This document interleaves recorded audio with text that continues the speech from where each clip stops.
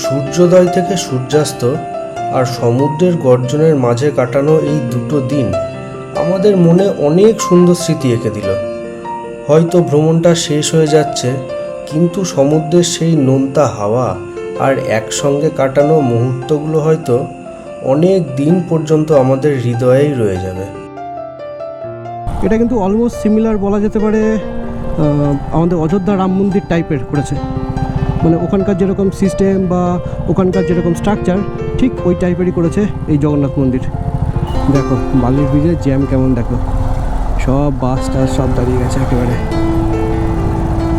1% এগোনোর চান্স নেই।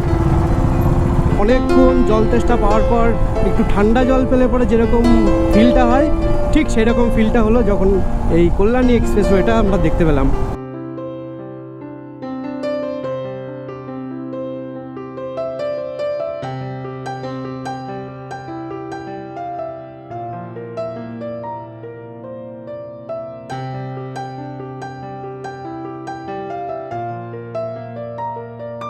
Good morning Guru, good morning from Mandarmani. আর এখন মোটামুটি সকাল 8টা মতন বেজে গেছে, আর মন্দারমণি থেকেই আজকের মর্নিংটা স্টার্ট করলাম। আমরা এখন সবাই মিলে একটু বিচের ধারে যাচ্ছি, কারণ অনেকটা ফাঁকা আছে, একটু নিরিবিলি সময় কাটানো যাবে।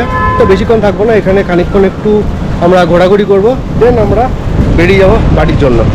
Well hello viewers, welcome to YouTube channel. I hope you are fit and fine. সামনে দেখো কি অপূর্ব লাগছে এই সমুদ্রটা, এই দেখো কি মায়াবী লাগছে দেখতে সমুদ্রটা, এক্সট্রিম সুন্দর লাগছে দেখতে। কি পরিমাণে সমুদ্রের ঢেউ আর সাদা ফেনা একদম। আর এক কথায় বলা যেতে পারে দূর দিগন্ত জুড়ে কিন্তু কিচ্ছু দেখা যাচ্ছে না, জাস্ট মনে হচ্ছে আকাশটা গিয়ে মিশে গেছে সমুদ্রের সাথে, মানে ওখানেই মনে হচ্ছে সব শেষ হয়ে গেছে। মানে পুরোপুরি এক কথায় বলা যেতে পারে the endless sea. Beauty beauty. এখানটা দেখতে পাচ্ছ, এখানটা কিন্তু সমস্ত বসার জায়গা আছে। সবাই মিলে সন্ধ্যের সময় এখানটা বসে কিন্তু বেশ খানিকটা টাইম স্পেন্ড করা যায় সবাই সবার মতন করে। এখন একটু ব্রেকফাস্ট করবো, ব্রেকফাস্ট করে তারপর গিয়ার আপ করবো, গিয়ার আপ করে একদম সোজা বেরিয়ে পড়বো আজকে বাড়ির জন্য। খুব বেশি দিনের ট্রিপ ছিল না, মাত্র 2 দিনের ট্রিপ ছিল, কিন্তু এই 2 দিন আমরা বিভৎস পরিমাণে এনজয় করেছি এবং করে যাচ্ছি এখনও। বাট তোমরা কতটা এনজয় করছো এই ট্রিপটাতে সেটা কিন্তু একবার অবশ্যই কমেন্ট করে জানিও। আর এখান থেকে পুরোপুরিভাবে আমাদের রিসর্টটা দেখা যাচ্ছে, দেখো বিল্ডিংটা বিভৎস বড়, তার সাথে কিন্তু এখানে সুইমিং পুল আছে। আর এই কাকাও কিন্তু এখানে সুইমিং পুলটা একটু পরিষ্কার করছে। আর এখানে খেলার পার্ক, বাচ্চারা খেলা করে প্রতিদিন বিকেলে, বেশ ভালো জায়গা। এবং এখানকার হসপিটালিটিও কিন্তু খুবই ভালো।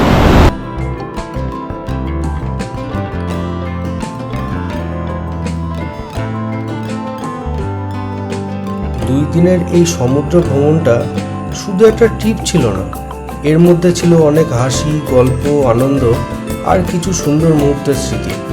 তবে সমুদ্রের ঢেউ বারবার যেন মনে করিয়ে দিচ্ছিল যে জীবনে যত ব্যস্ততায় থাকুক না কেন, মাঝে মাঝে প্রিয় মানুষদের সঙ্গে কিন্তু একটু সময় কাটানো কতটা জরুরি।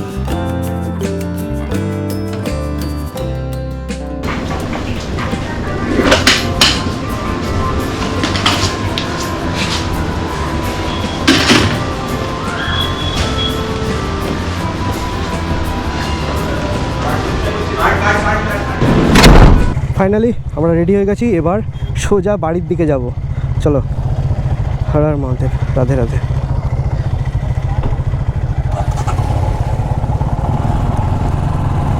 টাটা মন্দারমণি। আবার আসবো কোনো একদিন, কিন্তু শীতকালে আসবো, গরমে আর আসবো না। বাপরে, বেরিয়ে তো পড়লাম, কিন্তু ফার্স্ট অফ অল আমাকে যেটা করতে হবে, আমার বাইকে আর সৈকতের বাইকে প্রথমে ফুয়েল আপ করতে হবে, কারণ একদম কাটা নেমে গেছে।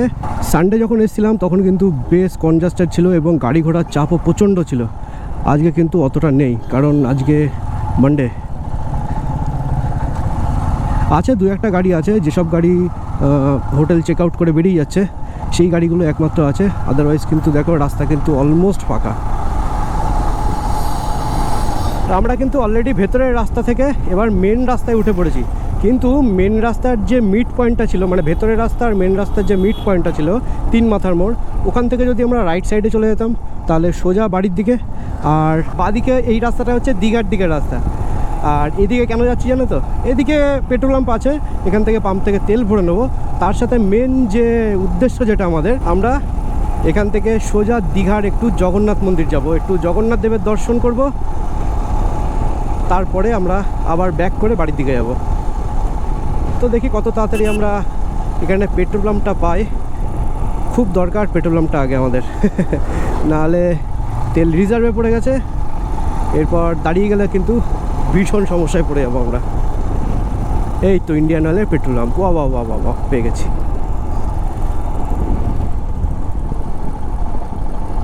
লাভলি। দেখি আমার গাড়ির খুব খিদে পেয়েছে, আমরা তো ব্রেকফাস্ট করে নিয়েছি কিন্তু গাড়িতে এখনও খাইনি, গাড়িকে একটু খাইনি। এখন এখানে 123 টাকা 17 পয়সা লিটার। তোমার মতে কত টাকার হতে পারে বলো? 1000 টাকার উপরে যাবে, 1200, দেখা যাক। 754 ডেনসিটি ঠিকঠাক আছে একদম।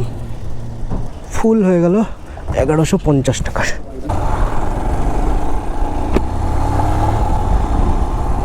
পুরো দমে কমপ্লিট আমাদের ফুয়েল আপ। এইবার সোজা যাচ্ছি আমরা এখন জগন্নাথ মন্দির দীঘার। চলো ওখানে গিয়ে জগন্নাথ দেবের একটু দর্শন নিয়ে আসি। এই পেট্রোল পাম্প থেকে ম্যাক্সিমাম 10 কিলোমিটার দূরে হচ্ছে দীঘার জগন্নাথ মন্দির। তো ভাবলাম 10 কিলোমিটারের জন্য আবার না দেখে চলে যাবো, চলো যাই, ঘুরতেই তো এসছি। আর তোমাদের সঙ্গে এই ধরনের জিনিস যদি না শেয়ার করতে পারি তাহলে কি আর ভালো লাগে বলো।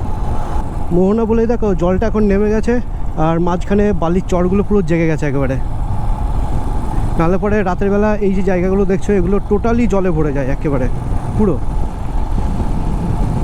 জাস্ট ফিল নিচ্ছি, এই সাইডে একদম পুরো ঝাউ গাছ পরপর ভর্তি, মিডিল দিয়ে এরকম সুন্দর পরিষ্কার একটা রাস্তা, লেফট সাইডে মোহনার পুরো চর। Amazing combination. আর এই রাস্তা দিয়ে মনে হচ্ছে একটু ভালো মতন ভাগাই, চলো একটু ভাগানো যাক। পুরো পরিষ্কার রাস্তা। Yo yo yo, oh my goodness, lovely lovely. Finally আমরা জগন্নাথ মন্দিরের মেন গেটের সামনে কিন্তু চলে এসেছি। এবার দেখা যাক কোথা দিয়ে ঢুকতে হয়। হো হো হো হো হো, দুর্ধর্ষ করেছে, দারুণ লাগছে জগন্নাথ মন্দিরটা, এত সুন্দর লাগছে দেখতে। এটা কিন্তু অলমোস্ট সিমিলার বলা যেতে পারে আমাদের অযোধ্যা রাম মন্দির টাইপের করেছে, মানে ওখানকার যেরকম সিস্টেম বা ওখানকার যেরকম স্ট্রাকচার ঠিক ওই টাইপেরই করেছে এই জগন্নাথ মন্দির। দুর্ভাগ্যবশত আমরা ভেতরে ঢুকতে পারছি না, কারণ আমাদের বাইক ওই দিকে রাখতে হবে, প্লাস আমাদের সমস্ত লাগেজপত্র ওই দিকে জমা দিতে হবে এবং খালি পায়ে এদিকে আসতে হবে, এসে তারপর ঢুকতে হবে। কারণ কী করা যাবে, চলো এখানে এই অবধিই থাক আমাদের জগন্নাথ মন্দির। নেক্সট টাইম আমাদের আবার শীতকালে আসব, তখন জগন্নাথ মন্দিরের ভেতরে যাব এবং পুরোপুরিভাবে দেখব। এই দূর থেকে আপাতত জয় জগন্নাথ, আবার আসব। দেখো এই দূর থেকে একবার ভিউটা দেখো তোমরা, কি অমায়িক লাগছে দেখতে। দুর্ধর্ষ কাজ, দুর্ধর্ষ কাজ, টাইপ অফ আমাদের অযোধ্যা রাম মন্দির। চলো এবার ঘুরে সোজা বাড়ির দিকে। একজন রাইডারের কাছে গন্তব্যের চেয়ে যাত্রাটাই বেশি গুরুত্বপূর্ণ, কারণ সে জানে রাস্তা তাকে শুধু দূরত্ব পেরোতে শেখায় না, তার সাথে ধৈর্য, স্বাধীনতা আর জীবনের ছোট ছোট মুহূর্তগুলো উপভোগ করতে শেখায়। তবে যতদিন চাকা ঘুরবে ঠিক ততদিনই একজন রাইডার আর রাস্তার এই বন্ধন অটুটই থাকবে। জগন্নাথ মন্দিরের সামনে থেকে বেরোনোর পরে কনস্ট্যান্ট 150 কিলোমিটার বাইক চালিয়ে আমরা কিন্তু কোলাঘাটের এই রিং রোডের উপর চলে এসেছি। এবার এখন এই রিং রোডটা ক্রস করব, তারপর কিন্তু সোজা চলে যাবো আমরা কলকাতার দিকে। আর সূর্যি মামা তো একেবারে প্রকট হয়ে উঠেছে আর হিউজ গরম দিচ্ছে, সিরিয়াসলি প্রচণ্ড গরম, মানে 48 ডিগ্রি বা 47 ডিগ্রি টেম্পারেচার চলছে অলরেডি। ঝলসে যাচ্ছে রীতিমতন শরীর, চোখ মুখ সব কিছু। কোলাঘাটে ভাবছি এবার এখানে একটু দাঁড়াবো, দাঁড়িয়ে একটু খাওয়া দাওয়াটা করে নেবো, কারণ 4:10 বেজেই গেছে ঘড়িতে। এখানে দেখো কোলাঘাটে শেরি পাঞ্জাবের সামনে আমরা চলে এসেছি, বাট শেরি পাঞ্জাবে প্রচণ্ড ভিড় হয় এবং প্রচণ্ড টাইম লাগে খাবার দিতে। ওই জন্য আমরা ভাবছি একটু সামনের দিকে এগিয়ে যাই, গিয়ে একটু ভালো লোকাল হোটেলই আছে, সেখানে আমরা একটু লাঞ্চটা করে নেব। ইয়েস,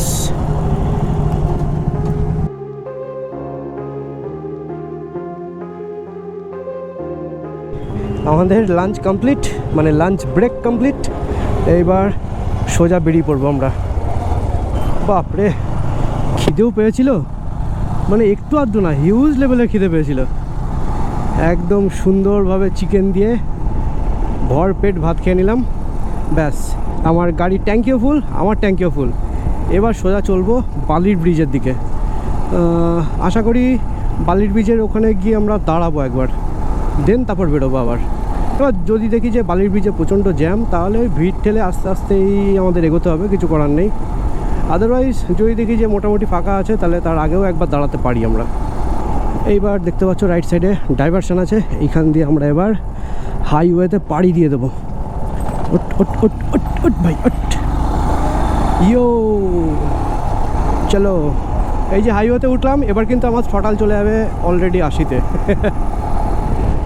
এখনও অবধি আমার কাছে যত রোড আমি কভার করেছি, আমার ম্যাক্সিমাম 80-তেই আমি ফিক্স থাকতে পছন্দ করি, কারণ 80 এমন একটা স্পিড যেটাতে কিন্তু অ্যাভারেজ একটা ভালো স্পিডে থাকবে, আবার ওই স্পিডে কিন্তু তোমার যদি ইনস্ট্যান্ট কোনো ব্রেক মারার প্রয়োজন হয়, তুমি কিন্তু ব্রেক মেরে গাড়িটা কন্ট্রোলও করতে পারবে। এটা এমন একটা স্পিড। আর মোটামুটি হিমু এখন আমাকে সময় বলছে বিকেল 5:30, আর লেফট সাইডে কিন্তু সূর্যাস্ত হচ্ছে। ঠিক আছে, সূর্যি মামার দাপটটা একটু কমুক ভাই, নাহলে পরে আর পেরে উঠছি না। বাহ বাহ বাহ, এত সুন্দর ব্রিজটা দিয়ে যাচ্ছি, আর নিচ দিয়ে দেখো কত সুন্দর নদীটা। Wow, amazing. তার সাথে কিন্তু দেখো সূর্যের আলোটা পড়েছে, আর জলটা পুরো গোল্ডেন কালার লাগছে। এক্সট্রিম সুন্দর, এক্সট্রিম সুন্দর। এই বিকালবেলা 5:30 হওয়াতে সূর্যের তাপটা যে কমেছে না একটু, মানে একটা রাইড করার আলাদাই ফিল চলে আসছে ভেতরে। এতক্ষণ ধরে এত রোদে গরমে আমরা চলছিলাম, তখন না বিশ্বাস করো, মানে মাথার ভেতরে কোনো কথাও আসছে না যেটা তোমাদের সঙ্গে শেয়ার করব। মানে গরমে মনে হচ্ছে টোটালি আমার শরীরের সাথে ওই কথাগুলো মনে হচ্ছে বারবিকিউ হয়ে গেছে, এতটা খারাপ অবস্থা ছিল গরমে। চোখ মুখ ঝলসে যাচ্ছে, প্লাস মুখের মধ্যে ঘাম হয়ে যাচ্ছে, মাঝে মাঝে কী হচ্ছে, ঘামের ফোঁটা চোখের মধ্যে চলে যাচ্ছে, দিয়ে চোখ জ্বলছে, আবার দাঁড়াচ্ছি, একটু চোখে মুখে জল দিচ্ছি, আবার বাইক চালাচ্ছি। সো এইরকম কিছু প্রবলেমস ফেস করে করে করে করে তারপর এখন গিয়ে একটু সূর্যি মামার তাপটা কমেছে। So have a relax. এখন একটু রিল্যাক্সে বাইক চালানো যাবে, এবং তোমাদের সঙ্গেও পরবর্তী রাস্তায় আনুষঙ্গিক আর কী কী আছে সেগুলো দেখতে দেখতে যাবো, এবং আরও অনেক ধরনের কথাও তোমাদের সঙ্গে শেয়ার করব। আর লেফট সাইডে ইন্ডিয়ান অয়েলের একটা সুন্দর পেট্রোল পাম্প, বাট পেট্রোলের আমার এখন প্রয়োজন নেই। হিমুর মোটামুটি 80% পেট ভর্তি আছে এখন। এই এই এই 3 চাকা সাইড দে। ও মাই গুডনেস, আমাদের ইন্ডিয়ান ফ্ল্যাগটা কি সুন্দরভাবে উঠছে দেখো, ফ্যাবুলাস লাগছে, ফ্যাবুলাস লাগছে দেখতে। ওয়াও ওয়াও ওয়াও, আমাদের তিরঙ্গা, আমাদের গর্ব, এটা আমাদের দেশের। রাইট সাইডে দেখো কি সুন্দর একটা 4 চাকা যাচ্ছে। আমি ফার্স্টে সাইড থেকে দেখে মনে করেছি যে XUV 700 বা টাটা হ্যারিয়ার, বাট তারপরেই দেখলাম, পেছন দিকটা যেই দেখেছি তখন দেখলাম যে না, এটা BMW X3 মডেলটা। দারুণ লাগছে, মানে ফিনিশিং এতটা টপ নচ ফিনিশিং, দেখেই বোঝা যাচ্ছে যে একটা কোয়ালিটি আছে বস। এই দেখো হঠাৎ করে বাসটা ঢুকিয়ে দিল, মানে কোনো ইন্ডিকেটার নেই, কিচ্ছু নেই। দেখো বাস সাইডে টানলো, টেনে ব্যাস হয়ে গেল। X3 2.0 ভালো, বেশ ভালো। এর হুইলের মিডিলও দেখো BMWর একটা স্টিকার দেওয়াই আছে। এটাও একটা স্বপ্ন, ঠিক আছে, জানি না কোনো দিন সার্থক করতে পারবো কিনা। এখন বাজছে সন্ধে 7:16, আর এই মুহূর্তে আমরা এখন বালির ব্রিজ ক্রস করছি। আর বালির ব্রিজটাও অসম্ভব সুন্দর লাগছে, এরকম পরপর পরপর করে লাইট দেওয়া আছে, আর দূরে ওই যে মন্দির দেখা যাচ্ছে। দেখো বালির ব্রিজের জ্যাম কেমন, দেখো সব বাস টাস সব দাঁড়িয়ে গেছে একেবারে, 1% এগোনোর চান্স নেই। কিন্তু লেফট সাইড দিয়ে দেখো, এখানে ফেরিঘাট আছে। ফেরিঘাটের যে নৌকাতে ওঠার যে রাস্তাটা দুর্ধর্ষ লাগছে, কিন্তু লাইট দিয়ে একদম সুন্দর লাগছে। সাবাস। অবশেষে সন্ধ্যে 7:30টার সময় আমরা কল্যাণী এক্সপ্রেসওয়েতে এন্টার করে গেছি। ওহো মাই গুডনেস, কি ভালো লাগছে এখন। এতটা জ্যাম, বাপ রে বাপ।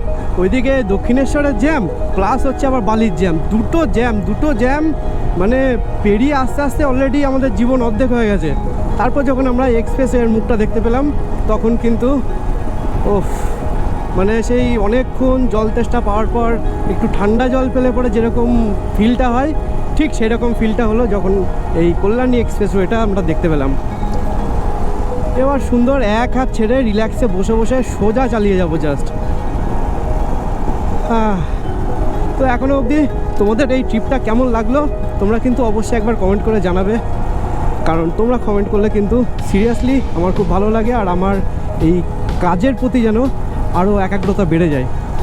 আর আমাদের বাড়ির ডিস্টেন্স এখান থেকে মাত্র 100 কিলোমিটার, আর গুগল মামা আমাদের বলছে 1 ঘন্টা 50 মিনিট লাগবে। দেখা যাক কতক্ষণ লাগে। ये जैम का सिग्नल उठा दो सिग्नल उठा दो, हमें जाना है, घर पे जाना है, नहाना है। गर्मी गर्मी गर्मी हाई गर्मी।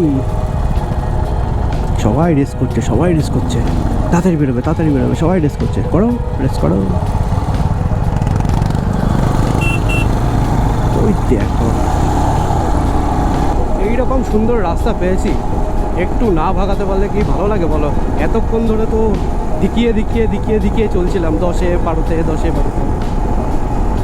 এখন তো একটু মনে হচ্ছে 80+ করা যেতেই পারে।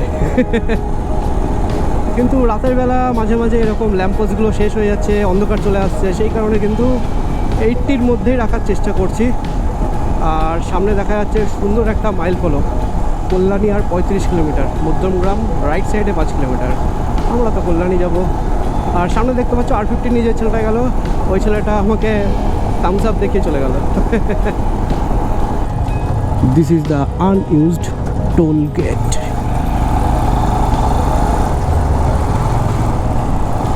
ভাগো ভাইয়া, ভাগো। ওই ফ্যাব্রিকেট। এরকম কত কিছু দেখতে হয় ঝটফট করে, তার সাথে সাথে আবার ডিসিশনও চেঞ্জ করতে হয় ইনস্ট্যান্ট। এবার টান ভাগাবো বাইক, কিচ্ছু করার নাই, কিচ্ছু নেই সামনে, জাস্ট চলতে রহো। কল্যাণী আর মাত্র 15 কিলোমিটার, 15। এবার আমরা চলে এসেছি বড় জাগুলির মোড়ে। এবার আমরা লেফট সাইডে নিয়ে নেবো, লেফট সাইডে নিয়ে সার্ভিস রোড দিয়ে সোজা যাবো, দিয়ে NH12 ধরে নেবো আমরা। NH12 ধরে তারপর কিন্তু সোজা বাড়ি। আর এখান থেকে আমাদের বাড়ির ডিস্টেন্স হচ্ছে মাত্র 62 কিলোমিটার। আর সৈকত খুব সুন্দরভাবে বাইক চালিয়েছিস। আর সৈকতের বাড়ি দিকনগরে, ও এখন দিকনগরে বাড়িতে ঢুকে যাবে। আর আমার বাড়ি সামান্য 8-10 কিলোমিটার, চলে যাবো এখান থেকে। চলো টাটা, আবার নেক্সট কোনো একটা রাইডে দেখা হবে।